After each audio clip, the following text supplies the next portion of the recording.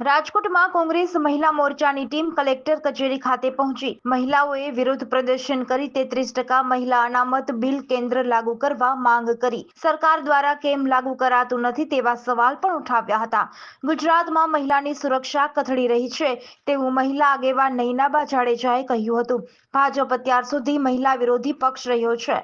આજ રોજ અમે કલેક્ટરને આવેદન દેવા આવ્યા છીએ અને રજૂઆત કરવા પણ આવ્યા છીએ કે અમારી જે માંગ છે, અત્યાર સુધી એ લોકો એમ કીધું હતું કે 33% મહિલા અનામત છે, પણ હજી સુધી એ લોકોએ એને મંજૂરી આપી નથી। જ્યારે આ બાબતમાં વિપક્ષ પણ એમની સાથે હોય, એમની મદદ કરતો હોય કે અમને આ બિલમાં કોઈ જ વાંધો નથી, અમે પણ મહિલાઓ સાથે ઉભા છીએ, 33% બિલ તમે પાસ કરો, અમે તમારી સાથે છીએ, છતાં પણ જે સત્તા પક્ષ છે એવું કહી શકાય કે મહિલા વિરોધી વિચારધારા સાથે આગળ વધતો હોય છે હંમેશને માટે।